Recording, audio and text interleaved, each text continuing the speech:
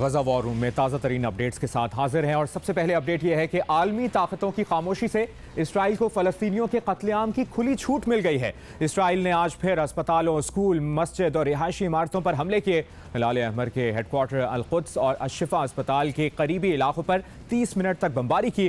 Al-Quds अस्पताल से 100 metre के फासले पर मिसाइल गिरा तो अस्पताल का अमला, मरीज और पनाह लिए फ़लस्तीनी सहम गए। इसराइल के हमलों में शहीद फ़लस्तीनियों की तादाद 3500 से ऊपर चली गई। 13,000 से ज़ायद फ़लस्तीनी ज़ख्मी हैं। इसराइल ने मगरबी किनारे में भी कत्लेआम शुरू कर दिया है। निहत्ते फ़लस्तीनियों को स्नाइपर से ताक ताक कर निशाना बनाया जा रहा है।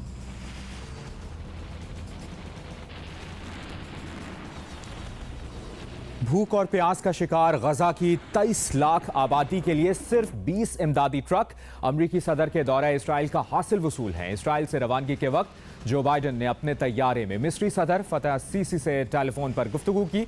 मिस्री सदर ने रफा से 20 ट्रक जाने की इजाज़त दे दी। इसराइल अपने इलाके से गजा के लिए पानी और बिजली की फराहमी बहाल करने से इनकारी है। अमरीकी वज़ीर ख़ारजा ने भी दौरे के अख्ताम पर इमदादी सामान गजा जाने की डील का ऐलान किया था। ताहम इसराइल ने रफा बॉर्डर पर हमले जारी रखे। रूस ने गजा के लिए इंसानी इमदाद भेजने का ऐलान कर दिया। वेनेजुएला से 30 टन इमदाद मिस्र पहुंच गई। इसराइल से इज़हार यकजहती के लिए बरतानवी वज़ीर आज़म इसराइल पहुंच गए हैं।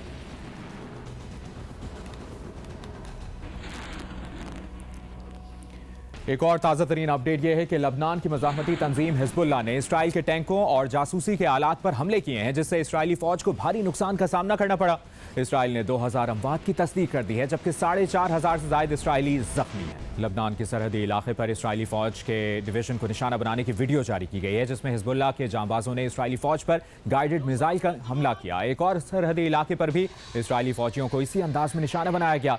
इस इलाके पर इसराइली फ़ौज की जानिब से फायरिंग की गई थी। शीबा फार्म्स के इलाके में भी इसराइली फ़ौज को हदफ बनाया गया, जबकि रास नफ्तूरा इलाके में जासूसी के आलात को एक एक करके तबाह कर दिया गया। लबनान की जानिब बढ़ने वाले एक ड्रोन को भी मुबैना तौर पर तबाह करने की वीडियो मंजर आम पर आ गई है।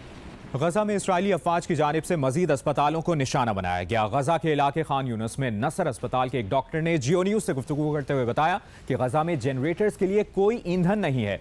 गजा में गुज़श्ता 10 दिनों से बिजली बंद है। पहले बिजली काट दी गई, फिर ईंधन की सप्लाई भी काट दी। अब तक 3 से 4 अस्पतालों पर बमबारी की गई है। क्या कहा उन्होंने, सुनिए। First of all, there is no fuel for generators, there is no electricity. The power is cut since more than 10 days.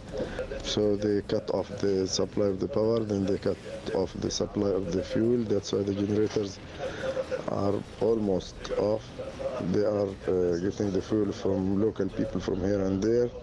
Also because of the siege and the close up of the whole Gaza Strip borders. The people who left their houses near the borders, they are collecting and gathering in the hospitals. This also increased the burden on the hospital. All healthcare infrastructure is already weak because of the lack of supply in everything. About 3-4 hospitals, they got bombed. The health care people, more than 25 persons, they were killed. About 5 ambulances were destroyed completely by the bombing. Intentionally, the UN, part of the USA, both of them, they are liars. Nothing have reached Gaza Strip, not even a single needle or a single syringe. They are both liars. और ताज़ा तरीन update ये भी है कि अक़वाम मुत्तहिदा की relief and work agency का कहना है कि गजा के लोगों के लिए वक्त ख़त्म हो रहा है। हमें अभी फौरी इमदादी सामान चाहिए। पैगाम वाज़ेह है, गजा को तबाहकुन इंसानी बहरान का सामना है। फ़लस्तीन के लिए अक़वाम मुत्तहिदा की रिलीफ एंड वर्क एजेंसी ने कहा है कि गजा में पीने का पानी ख़त्म हो चुका, बच्चे गंदा पानी पीने पर मजबूर हो गए हैं। उन्होंने ये भी कहा है कि गजा में सूरत हाल तबाहकुन है। गजा में अपने साथियों से मौसूल पैगामात में पानी और ईंधन की अपीलें की जा रही हैं। गजा में यूएन एजेंसी के रुकन ने अपने पैगाम में कहा कि खान यूनुस में गुज़श्ता रोज़ चिकन पॉक्स का पहला केस सामने आया है। गजा में लोग इसराइली फ़ौज के हमले से नहीं मरे तो आलूदगी, वबाई अमराज फैलने से मर जाएंगे।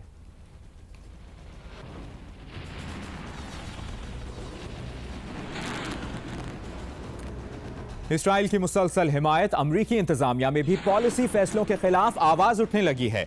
ताज़ा अपडेट यह है कि इसराइल को हथियारों की मुंतकली पर एतराज़। अमरीकी महकमा खारजा के सीनियर एहलकार ने बाइडन की गजा पॉलिसी पर इस्तीफ़ा दे दिया। जोश पॉल का कहना है कि बाइडन इंतजामिया की एक फरीक की अंधाधुन हिमायत, गैर मुनसिफाना तबाहकुन और अमरीकी इक़दार के खिलाफ पॉलिसीज़ फैसलों का सबब बन रही थी। उनका कहना है कि जो कुछ हो रहा है इसे वो बदल नहीं सकते, इसलिए मुस्ताफी होने का फैसला किया। ये भी कहा कि इसराइल के दिफा के हक में कितने फ़लस्तीनी बच्चों को मरना पड़ेगा। फ़लस्तीनियों की अक्सरियत हमास की नहीं है। फ़लस्तीनी अवाम शदीद मुश्किलात का शिकार है।